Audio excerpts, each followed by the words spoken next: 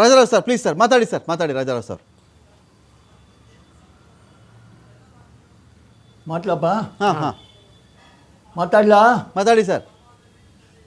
ಹಾಂ, ನೋಡಿ, ಈಗ ಶಾಂತಕುಮಾರ್ ಅವರು ಹೇಳಿದರು, ಅದಕ್ಕೆ ಪೂರಕವಾಗಿ ನನ್ನ ಆರ್ಗ್ಯುಮೆಂಟ್ ಏನಂದರೆ, ದಯವಿಟ್ಟು ನಮ್ಮ ಅಧಿಕಾರಿಗಳಿಗೆ, ನಮ್ಮ ಅಡ್ವೊಕೇಟ್ಗಳಿಗೆ ಟ್ರಿಬ್ಯುನಲ್ ವಾಲ್ಯೂಮ್ 5 ಪೇಜ್ 210 ಪ್ಯಾರಾ 25 ದಯವಿಟ್ಟು ಸರಿಯಾಗಿ ಓದಿ ಅರ್ಥ ಮಾಡ್ಕೊಳ್ಳಿ ಅಂತ ಅವ್ರಿಗೆ ಹೇಳಬೇಕು.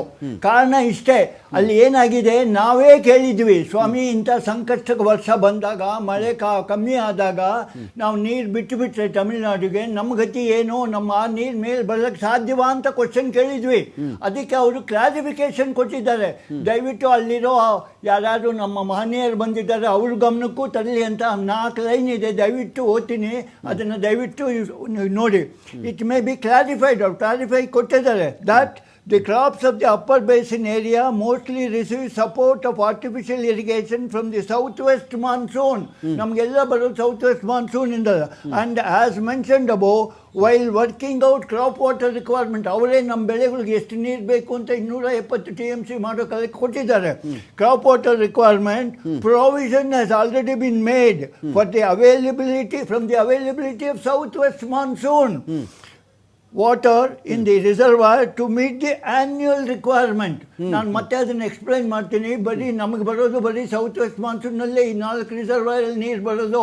ನಾವು ಯಾವಾಗಲೂ ಸೌತ್ ವೆಸ್ಟ್ ಮಾನ್ಸೂನ್ನಲ್ಲೇ ನಮಗೆ ಬೇಕಾದ ಖರೀಫ್ ಬೆಳೆ, ರಾಬಿ ಬೆಳೆ, ಸಮ್ಮರ್ ನೀರು ಕುಡಿಯೋದಕ್ಕೆ ಅಪ್ ಟು ಮತ್ತೆ ಜೂನ್ವರೆಗೂ ಅದಷ್ಟು ಸೌತ್ ವೆಸ್ಟ್ ಮಾನ್ಸೂನ್ನಲ್ಲೇ ಹಿಡಿದಿಟ್ಕೋಬೇಕು ಅಂತ ಟ್ರಿಬ್ಯುನಲ್ ಕ್ಲಾರಿಫಿಕೇಶನ್ ಕೊಟ್ಟಿದ್ದಾರೆ. ಅಂದರೆ ಅರ್ಥ ಏನು, ನಮ್ಮ 4 ರಿಸರ್ವಾಯರಲ್ಲೂ ಯಾವಾಗಲೂ ನೀರು, ಅದರೊಳಗೂ ಖಾರಿಫ್ ಸೀಸನ್ನಲ್ಲಿ ಜಾಸ್ತಿ ಇರುತ್ತೆ.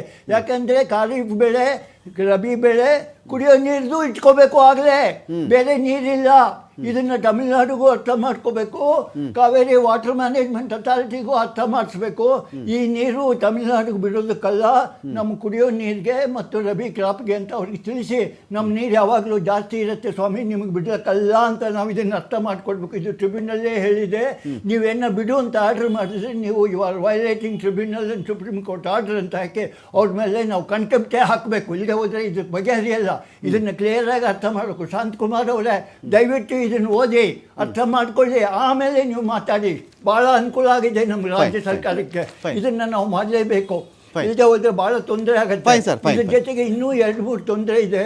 ನಾನು TV5ನವ್ರನ್ನ ಒಂದು ಕೇಳ್ಕೊಳ್ಳೋದು ಏನು ಅಂದರೆ, ನಮಗೆ ಈ tribunal order, supreme court order ಎರಡೂ ಓದಿದರೆ ಏನೇನು ತೊಂದರೆ ಇದೆ, ಎಲ್ಲಿ ತಪ್ಪುಗಳು ಮಾಡಿದ್ದೀವಿ, ಎಡವಟ್ಟು ಏನು ಮಾಡಿದ್ದೀವಿ, ಅದನ್ನು ತಿದ್ಕೋಬೋದಾ, ತಿದ್ಕೊಳ್ಳೋಕ್ಕಾಗಲ್ವಾ ಏನು ಅಂತ ಇದನ್ನು ಪರಿಶೀಲನೆ ಮಾಡಿ ತಿದ್ಕೊಳ್ಳೋಕ್ಕಾದರೆ ಯಾರ ಮುಂದೆ ಹೋಗಬೇಕು, CWMA ಮುಂದೆ ಹೋಗ್ಬೇಕಾ, ಟ್ರಿಬ್ಯುನಲ್ ಅಂಕೂ ಇಲ್ಲೇ ಇಲ್ಲ, ಸುಪ್ರೀಂ ಕೋರ್ಟ್ಗೆ ಹೋಗ್ಬೇಕಂತ ಯೋಚನೆ ಮಾಡಿದರೆ ನಮ್ಮ ಕಾವೇರಿಯಲ್ಲಿ ಭಾಳ ರಿಲೀಫ್ ಸಿಗುತ್ತೆ.